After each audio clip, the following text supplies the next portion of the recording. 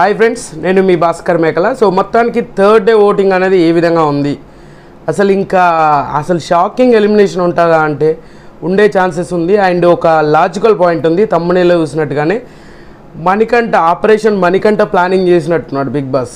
బయట హౌస్మేట్స్ అందరూ ఆపరేషన్ సోనియాను డిజైన్ చేస్తే బిగ్ బాస్ మాత్రం ఆపరేషన్ మణికంఠ లాగా డిజైన్ చేసినట్టు ఉంది అనమాట. సో ఎవరి పొజిషన్స్ ఏంటి, అసలు ఎందుకు మణికంఠను అంత టార్గెట్ చేయాల్సి వస్తుంది, ఎందుకు ఆ టార్గెట్ చేస్తున్నాడు అనేది కూడా క్లియర్గా మాట్లాడదాం. వీడియో ఎండ్ వరకు చూడండి అండ్ ఒక లైక్ వేసుకొని వీడియోలోకి వెళ్ళండి. అండ్ ఫస్ట్గా మాట్లాడుకోవాల్సింది నబిల్ నిన్న టాస్క్ ఒకటి జరిగింది. అసలు నబిల్ అయితే మామూలు కంటెంట్ వస్తలేదు అబ్బా. ఏదో విధంగా స్క్రీన్ స్పేస్ అనేది ఖచ్చితంగా కనిపిస్తుంది, స్క్రీన్ స్పేస్లో ఖచ్చితంగా చూస్తూ ఉన్నాడు. అండ్ ఎక్కువ కంటెంట్ కూడా ఇవ్వడానికి ట్రై చేస్తున్నాడు. అండ్ టాస్క్లలో కానీ అండ్ నిన్న ఏదైతే టాస్క్ ఒకటి బెలూన్ ఒకటి హోల్డ్ చేసి పట్టుకోవడం అనే టాస్క్ పృథ్వీ అండ్ నబిల్ వీళ్ళిద్దరు కలిసి చేశారు. అక్కడ అద్దర కొట్టాడు, మామూలు కాదు, మస్తు ట్రై చేశాడు. బట్ ఓడిపోవడం అయితే జరిగింది అండ్ పృథ్వీ గెలిచాడు ఆ టాస్క్లో. సో ఏ విధంగా చూసుకున్నా 100% అయితే మనోడు జెన్యున్గా 100% ఇస్తున్నాడు. ఎక్కడ ఫేక్ చేయాలి అనే థాట్ కూడా లేకుండా మనోడికి అయితే చాలా క్లారిటీగా మెయింటైన్ చేస్తున్నట్టుగా నాకు అనిపించింది. సో ఇంకా మెయిన్గా మాట్లాడుకోవాల్సింది, ఈయనకు 29-28%కి తగ్గట్లే ఆ రేంజ్ ఓటింగ్ వస్తుందో, అంటే ఆల్మోస్ట్గా 6 మెంబర్స్ ఉంటే దరిదాపులకు కూడా ఎవరు లేనంత ఓటింగ్ అనేది వస్తుంది అని అంటే మామూలు విషయం కాదు కదా.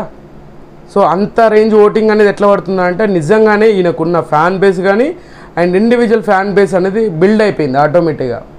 సో ఎక్కడో ఒక 10th వీక్ లేదంటే 8th వీక్ అట్లా బిల్డ్ అవ్వాల్సిన ఫ్యాన్ బేసు ఈయన ఆటకి ఖచ్చితంగా మంత్రముగ్ధులు అయిపోయినట్టుగా. సో మనోడికి ఆ రేంజ్ ఓటింగ్ అనేది ఫిక్స్ చేశారు ఆడియన్స్. సో మనోడు టాప్ పొజిషన్లో ఉన్నాడు. అండ్ తర్వాత పొజిషన్ వచ్చేసరికి ప్రేరణ ఉంది.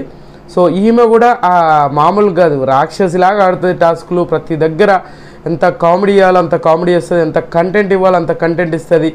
ఎక్కడ ఈమె తగ్గింది అనేది లేకుండా అంత క్లారిటీగా మెయింటైన్ చేస్తుంది. ఆ ఫుటేజ్ అని కాదు, ఆ జెన్యున్గా కొన్ని విషయాలు మాట్లాడేటప్పుడు చాలా జెన్యున్గా ఓపెన్ మైండెడ్గా అండ్ కొన్ని మాట్లాడినప్పుడు కిడిష్గా ఉంటుంది. సో ఓవరాల్గా ఈమెను అన్ని విధాలుగా చూసుకుంటే బెటర్మెంట్, ఒక మంచి కంటెస్టెంట్. అన్ని కోపం ఉంది, కామెడీ ఉంది, అక్కడ సిచ్యువేషన్ తగ్గట్టు హ్యాండిల్ చేయగలదు, కొన్ని విషయాలు తగ్గుతుంది, కొన్ని విషయాలు హైపర్ అవుతుంది, అలా అన్నీ చేస్తూ ఉంది అనమాట. సో ప్రేరణ కూడా చాలా ఇంట్రెస్టింగ్ క్యాండిడేట్ అండ్ ఇంట్రెస్టింగ్గా ఉంటుంది అని చెప్పాను కదా.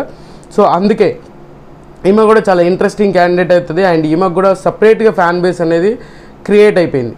సో ఈమెకున్న ఫ్యాన్ బేస్ కాకుండా ఈమెకు సపరేట్గా ఇండివిజువల్గా fan base and neutral audience బాగా కనెక్ట్ అయిపోయారనమాట. సో ఆ విధంగా బేస్ చేసుకుంటే ఈమెకు చాలా బెటర్మెంట్ ఓటింగ్ అయితే పడుతుంది. అండ్ 22% తోటి ఈమె సెకండ్ ప్లేస్లో ఉంది. అండ్ తర్వాత పొజిషన్ వచ్చేసరికి ఆదిత్య ఓం గారు. సో ఆదిత్య ఓం గారికి ఈ ఓటింగ్ అనేది అసలు మామూలుగా కాదు. అసలు ఈయన వెళ్ళిపోతాడని ఫిక్స్ అయిపోయారు హౌస్మేట్స్ అందరూ.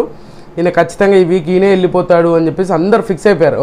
అంటే ఈ week money safe and Sonia safe, Prithvi safe, Prerana safe, అందరు సేఫ్ అనుకుంటూ కూర్చున్నారు.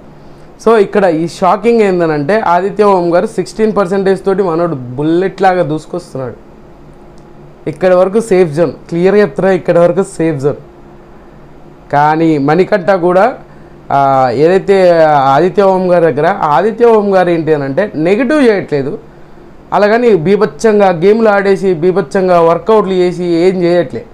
అయినా కూడా ఓటింగ్ ఎందుకు పడుతుందంటే ఈయన ఏది మాట్లాడినా కొంతవరకు జనాలకి కొన్ని అర్థం కాకుండా కొంతవరకు ఆయన మాట్లాడే దాంట్లో నిజాయితీ ఉంది అనేది జనాలు ఆడియన్స్ ఖచ్చితంగా నమ్ముతున్నారు. సో దానివల్ల మనోడికి ఓటింగ్ అనేది ఆటోమేటిక్గా పెరుగుతుంది. సో ఇక్కడ వరకు బాగానే ఉంది. సో ఆదిత్య ఓం గారి వరకు బాగానే ఉంది ఈ ముగ్గురికి. మరి ఈయన మణికంఠ పరిస్థితి ఏంది? ఆపరేషన్ మణికంఠ బిగ్ బాస్ ఎందుకు ప్లాన్ చేశాడంటారు? ఎందుకో చెప్పాలా? ఇక్కడ బాటంలో ఉంది సోనియా, పృథ్వీ. సో ఖచ్చితంగా సోనియాని ఎలిమినేట్ చేయాలనుకుంటే ఆమె లైవ్లో బొచ్చడంత ఫుటేజ్ ఉంది, అండ్ నెగిటివ్గా అయ్యే ఫుటేజ్ మస్తుంది. బట్ ఎప్పుడు అది టెలికాస్ట్ చేయట్లేదు. అంటే బిగ్ బాస్ ఆమెకు ఎంతో ఖచ్చితంగా ఫేవర్ చేస్తున్నట్టే. ఆ ఫేవరిజం అనేది ఖచ్చితంగా యూజ్ చేసుకుంటుంది, నాకు అనిపించింది. ఖచ్చితంగా యూజ్ చేసుకుంటుంది.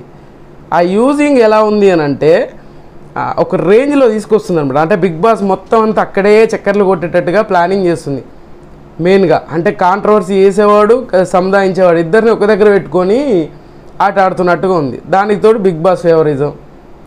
అట్లా ఈమెను ఎలిమినేట్ చేయాల్సి వస్తుంది. ఖచ్చితంగా ఎలిమినేట్ చేయాలి అనుకుంటే ఈసారి ఖచ్చితంగా వెళ్ళిపోవాల్సింది సోనియాని. బట్ సోనియా వెళ్ళకుండా ప్లాన్ చేయాలి అంటే ఏంది, Manikanta next target. So already Aditya Om గారికి మంచి ఓటింగ్ పడుతుంది. అండ్ ఇంకోటి ఏంటంటే మణికంఠలో ఆయనకు తెలియకుండానే ఒక ఆయన సెల్ఫ్ డిఫెన్స్ ఏదైతే ఉందో దాన్ని తొందరగా డౌన్ ఫాలో చేయొచ్చు. ఇప్పుడు ఆదిత్య ఓం గారిని అయితే చేయడానికి కష్టమవుతుంది. ఎందుకనంటే ఆయన ఎలాంటి రియాక్షన్స్ ఇయ్యడు. బిగ్ బాస్ ఏదైనా స్పందించినా కానీ ఎవరైనా హౌస్మేట్స్ ఏదైనా అన్నా కూడా ఆ రియాక్షన్ అనేది ఎవరికి ఏం అర్థం కాదు, ఒక బ్లాంక్ ఫేస్ ఉంటుంది అంతే, అక్కడితోటి అయిపోతుంది. వాళ్ళు జడ్జ్ చేయలేరు అనమాట. ఓహో ఈయనకు కాన్ఫిడెంట్గా ఉన్నాడా లేడా అనే ఒక ఆ రేంజ్కి అయితే వెళ్ళలేరు మ్యాక్సిమం. సో అలాంటప్పుడు ఏం చేస్తారు, ఎవరు ఏం చేయలేరు కదా. అప్పుడు ఏంటంటే మణికంఠ ఆల్మోస్ట్గా రాను రాను ఓటింగ్ తగ్గుతుంది. అండ్ ఇంకొకటి ఏంటంటే మణికంఠది ఫుటేజ్ తగ్గిస్తున్నారు. మీరు చూడండి ఫుటేజ్ తగ్గిస్తున్నారు. అండ్ లైవ్లో కూడా మణికంఠ తీసినప్పుడు మ్యాక్సిమం డల్గా ఉండడము, ఆయన సెల్ఫ్ కాన్ఫిడెన్స్ పోయి అరే నేను ఇలా చేయకూడదు అలా ఎక్కువగా ఫుటేజ్ అనేది చూపిస్తున్నారు. ఎపిసోడ్లో చూసుకుంటే పెద్దగా ఫుటేజ్ అయితే చూపించట్లేదు. ఆయనకి ఏదైనా పాజిటివ్ కంటెంట్ ఉన్నప్పుడు కూడా అది ఖచ్చితంగా చూపించట్లేదు. మెయిన్గా మాట్లాడుకోవాల్సింది చూపించట్లేదు. కాబట్టి ఫుటేజ్ తగ్గే కొద్దీ ఏమనిపిస్తుంది నాకు అంటే వీళ్ళని సేవ్ చేయడానికి ఖచ్చితంగా ఆయనను బుక్ చేశారా అన్నట్టుగా నాకైతే అనిపించింది. సో ఇదే జరగబోతుందా అంటే జరిగే ఛాన్సెస్ ఉంది 90%. సోనియాని సేవ్ చేయాలి అనుకుంటే బలవాల్సిన మేక ఎవరు అని అంటే మణికంఠనే. ఆ రేంజ్లో అయితే ఖచ్చితంగా ఉంటుంది. అది ఎవ్వరు ఎన్ని మాటలు చెప్పినా, కొంతమంది నో ఎలిమినేషన్ అని చెప్తున్నారు, ఇలాంటివన్నీ ఎన్ని చెప్పినా కూడా సో ఈసారి ఇంకా డబల్ ధమాకా ఉంటుందని కూడా నేను హింట్ ఇచ్చాను. సో అలా కాకుండా ఏంటంటే మ్యాక్సిమం ఈయన 14% తోటి ఉన్నా కూడా ఈయనకు పృథ్వీకి చాలా దగ్గరికి పోలికలు ఉన్నాయి, దగ్గరగా వచ్చేసాడు పృథ్వీ కూడా. సో పృథ్వీకి కూడా 12% ఓటింగ్ అయితే ఉంది. అండ్ పృథ్వీ గేమ్లో బాగా ఆడుతున్నాడు, ఆల్రెడీ టాస్క్ ఆడాడు.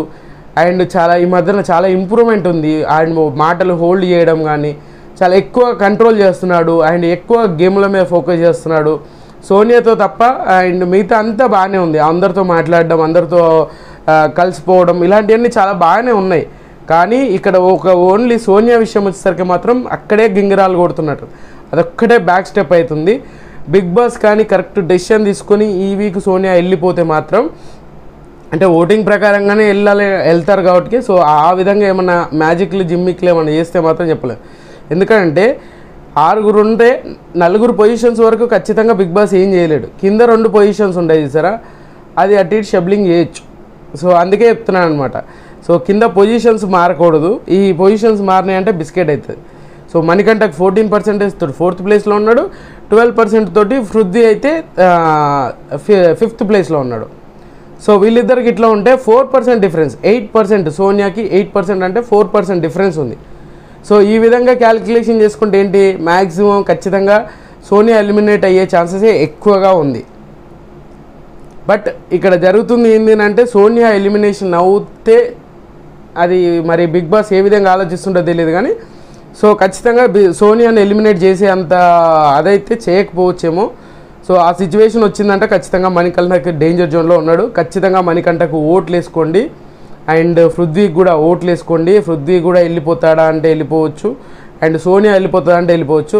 మై గెస్ ఖచ్చితంగా ఈ వీక్ అయితే మణికంఠను పంపించే ఛాన్సెస్ అయితే 90% అయితే నాకు అనిపిస్తుంది. సో మీకేమనిపిస్తుంది ఏంటి అనేది కింద కామెంట్ చేయండి. సో ఖచ్చితంగా మనం అనుకున్న దానికంటే ఇంకా కొంచెం ఎక్కువనే అవ్వచ్చు కానీ ఇంకా ముందైతే అయ్యే ఛాన్సెస్ లేదు. సో పొజిషన్స్ అయితే ఇవే అనమాట. సో టాప్ పొజిషన్ వచ్చేసరికి నబీల్ ఉంటున్నాడు, 2nd పొజిషన్ వచ్చేసరికి ప్రేరణ, 3rd పొజిషన్ వచ్చేసరికి మన ఆదిత్య ఓం గారు, 4th position Manikanta, 5th position వచ్చేసరికి పృథ్వీ, 6th పొజిషన్ వచ్చేసరికి మన సోనియా.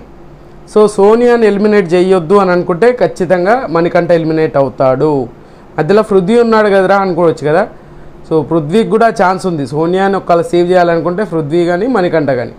సో మణికంఠతో పోల్చుకుంటే పృథ్వీ మణికంఠ ఇద్దరిని పోల్చుకుంటే మాత్రం ఖచ్చితంగా మణికంఠనే తీసేసే ఛాన్సెస్ ఎక్కువగా ఉంటుంది. ఎందుకంటే ఫిజికల్లీ కానీ మెంటల్లీ కానీ పృథ్వీ చాలా స్ట్రాంగ్. సో కంటెంట్ కావాలి కాబట్టి ఆ విధంగా బేస్ చేసుకొని ఖచ్చితంగా ఉంచుతాడు. So 3rd day opening voting అయితే ఈ విధంగా ఉంది. సో ఖచ్చితంగా మీకు నచ్చిన కంటెస్టెంట్కి అయితే ఓటేసుకోండి. ఖచ్చితంగా ఈ వీడియో మీకు నచ్చింది అనుకున్నాను. నచ్చితే లైక్ చేయండి, షేర్ చేయండి, కామెంట్ చేయండి, సబ్స్క్రైబ్ చేయడంతో మర్చిపోద్దు.